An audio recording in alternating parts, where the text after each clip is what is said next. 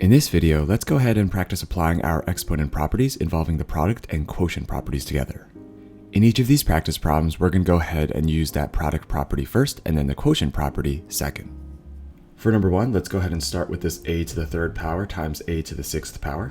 If we go ahead and start with that, that's going to be a to the ninth power, just because a to the third times a to the sixth, we're going to add 3 plus 6 using that property of products. And on the bottom here, we're just going to have this a to the fourth power, not going to do anything with that. And then next, what are we going to do? We're going to go ahead and take this exponent of 9 and exponent of 4 and then use that quotient property. That quotient property says we're going to go ahead and subtract these two exponents, numerator of 9 minus the denominator of 4. So this is going to be a to the what power? 9 minus 4 is going to be 5. So this is going to be a to the fifth power. For number two, we have b to the third power times b to the ninth power in the numerator. B to the third times b to the ninth, 3 plus 9 is going to be 12. So in the numerator here, let's go ahead and write that we have b to the 12th power. And then what about the denominator? Let's just keep that the same for now. That's going to be b to the second power. So that's using that product property. Now let's go ahead and use that quotient property. So we have a quotient here because it's division.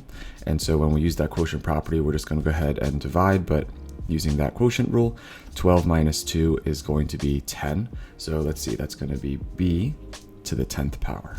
We're going to just subtract those exponents when we're using that quotient property. All right, let's check out number 3.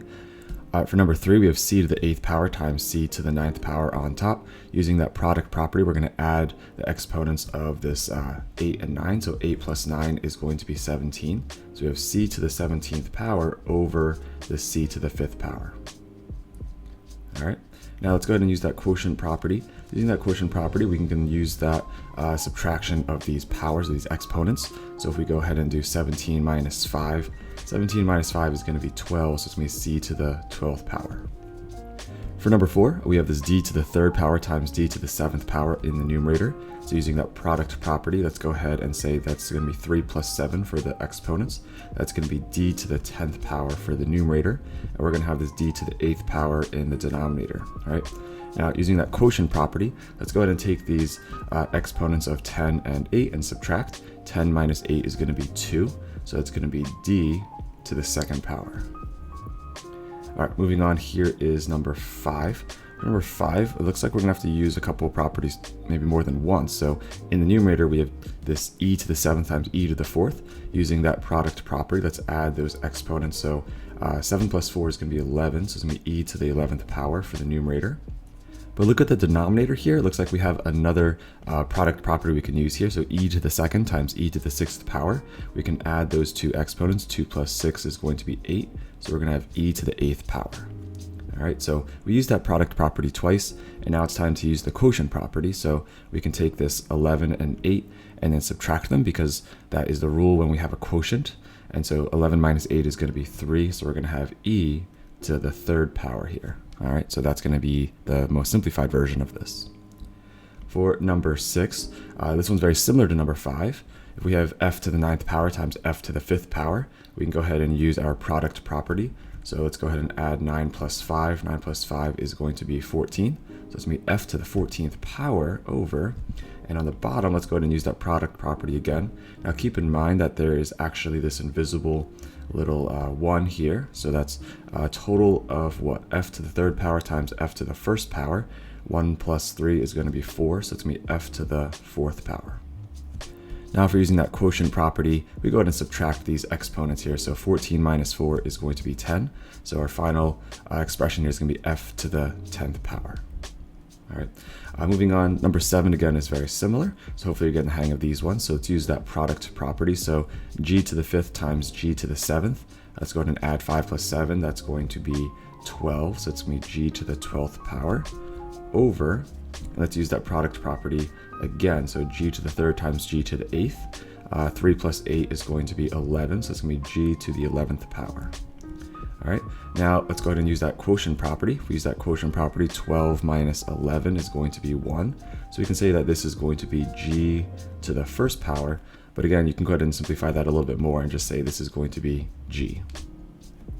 All right, for number 8 here, let's go ahead and see we have h to the 8th times h to the 13th on top. Let's go ahead and use that product property here. So if we do 8 plus 13, that's going to be 21. So we have h to the 21st power. That's going to be in the numerator. And what about the denominator? We have h to the 7th times h to the 8th. 7 plus 8 is going to be 15, so it's going to be h to the 15th power. All right, so we just used that product property twice. Now time for that quotient property. Let's go and take 21 minus 15. 21 minus 15 is going to be 6, so we're going to have h to the 6th power here. All right, so that's going to be our simplified version. Let's check out number 9. All right, so starting with number 9, you can see there's a little bit of a difference because we have some negative exponents, but the rules are still going to be the same here. We just have to make sure we can work with integers. Okay, so let's use that product property here. So I to the 9th power times I to the negative 2nd power. Let's still add those exponents together using that product property. So 9 plus negative 2 is going to be 7. It's the same thing as 9 minus 2. So we're going to have I to the 7th power for the numerator. And in the denominator, let's not touch that at all. Let's just leave that as I to the 5th power. Okay, now let's go ahead and use that quotient property. So we have this 7 and this 5. So 7 minus 5 is going to be 2. So we're going to have I to the 2nd power, or I squared. For number 10, we have another similar one. We have j to the negative 5th power times j to the 9th power. So let's go ahead and use that product property. Negative 5 plus 9 is going to be positive 4. So it's going to be j to the positive 4th power over j to the 3rd power, right? Nothing to do with the bottom, just copy that. And then let's go ahead and use that quotient property. For that quotient property, we have 4 on top and 3 on bottom. So 4 minus 3 is going to be 1, so it's going to be j to the 1st power, but this simplifies just to being j, since anything to the 1st power is just itself. For number 11, let's see, we have k to the negative 7th power times k to the 4th power. Now, negative 7 plus 4, using that product property, is going to be negative 3. So we have k to the negative 3rd power in the numerator. And in the denominator, we still have a negative exponent of k to the negative 2, k to the negative 2nd power. All right. Now, using the quotient property, we're still going to subtract. What's negative 3 minus 2? This one's a little bit trickier to think about, so I'll write it on the side here. We have negative 3 minus a negative 2. Remember, when you're subtracting, it's the same thing as adding the opposite of the second number. So this is the same thing as negative 3 plus 2. Negative 3 plus 2 is going to be negative 1, right? So if we go ahead and use that quotient property, this is going to be k to the negative 1st power. Okay, so that's one way to write your answer. Sometimes you're going to be asked to write it using positive exponents. And if you are, you can also write this as 1 over k. All right, so that's another rule for our exponents. If you have negative exponents, it's just the reciprocal of what you have. So depending on what you're looking for your answer, either of these are okay. For number 12, we have L to negative 6th power times L to the negative 5th power. So using our product property, let's go ahead and add those exponents. Negative 6 plus negative 5 is going to be negative 11. Okay, that's going to be the numerator. And then in the denominator, we have this L to the 5th power. Okay, so that's just going ahead and using our product property. What about our quotient property? We have this negative 11 and this 5 on the bottom. So let's go ahead and see on the side here. So that's going to be negative 11 minus 5. Again, that's the same thing as negative 11 plus the opposite of 5, which is negative 5. And negative 11 plus negative 5 is negative 16. Okay, so if we subtract, we're going to go ahead and get here. That's going to be L to the negative 16th power. And this could be our final answer if we're just writing with using negative exponents. Sometimes you're asked to write it using positive exponents, and you would just write 1 over L to the 16th power. All right, those are the same value. All right, here is number 13. For number 13, we have on the top a product. So we have this m to the negative 3rd power times m to the negative 10th power. If we go ahead and use that product property, negative 3 plus negative 10, that's going to be negative 13. So we're going to have m to the negative 13th power in the numerator. In the denominator, we're going to keep this m to the negative 6th power. And then let's go ahead and use our quotient property. So for our quotient property, we have negative 13 minus this negative 6. So let's see, that's a little bit more confusing. So it's negative 13 minus this negative 6 here, right? That's the same thing as negative 13 plus a positive 6. And negative 13 plus 6 is going to be negative 7. So if we go ahead and subtract using the quotient property, we should get an exponent of negative 7. So if we go ahead and write that, that's going to be m to the negative 7th power, right? That's one way to write your expression.